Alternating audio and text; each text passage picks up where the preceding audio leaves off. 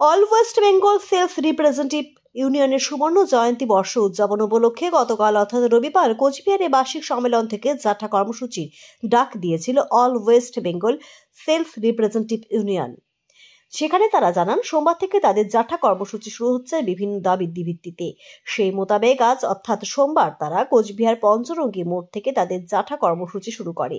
এই বিষয়ে তারা জানান, তাদের এই যাত্রা কর্মসূচি পালন করবে প্রত্যেকটি জেলায় জেলায়, যেটা কোচবিহার থেকে শুরু হলো এবং শেষ হবে কলকাতায় 10ই জানুয়ারি। 10ই জানুয়ারি কলকাতার ধর্মতলার সভা মঞ্চে যার পরিসমাপ্তি ঘটবে এক বৃহৎ সমাবেশ ও মিছিলের মাধ্যমে। আজ ইতিমধ্যে আমাদের এই বিরুদ্ধে আমাদের লড়াই, এর বিরুদ্ধে আমাদের দাবি, স্বাস্থ্যকে পণ্য হতে দেব না। স্বাস্থ্য আমার অধিকার। বিশ্বের যেমন স্বাধীনতার ৭৭ বছর পার করেছি, তারপরে দাঁড়িয়েও সকলের জন্য স্বাস্থ্যের কথা বলতে আমাদের লজ্জা হয়।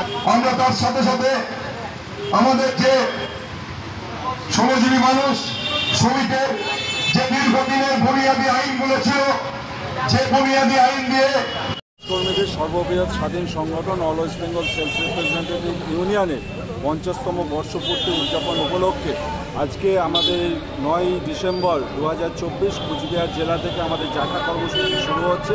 আগামী 10ই জানুয়ারি 2025 ধর্মতলা থেকে শেষ হবে রাজ্যের বিভিন্ন প্রান্ত অতিক্রম করে।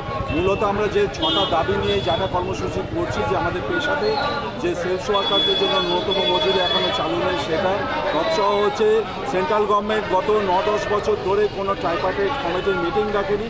শ্রম কোডকে, শ্রম আইনকে তুলে দিয়ে শ্রম কোডের নামে যে শ্রমিক শোষণের ব্যবস্থা করছে তার বিরুদ্ধে দাঁড়িয়ে আন্দোলন। যেভাবে নিত্য প্রয়োজনীয় ওষুধ সহ জীবনদায়ী ওষুধ, নিত্য প্রয়োজনীয় জিনিসের দাম মূল্যবৃদ্ধি হচ্ছে, তার বিরুদ্ধে দাঁড়িয়ে আমাদের এই দাবি থাকছে।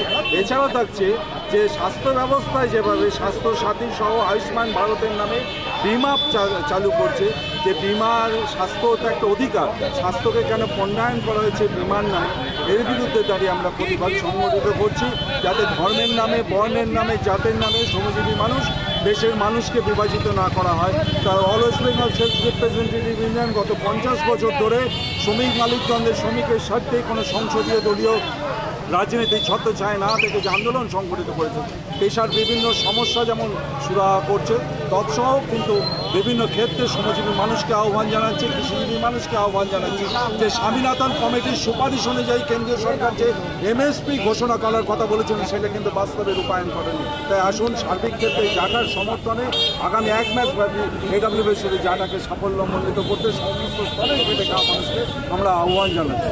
আপনার নাম কি? Joyanta Kumar Panjani, all West Bengal sales representative ইউনিয়নের অন্যতম সম্পাদক।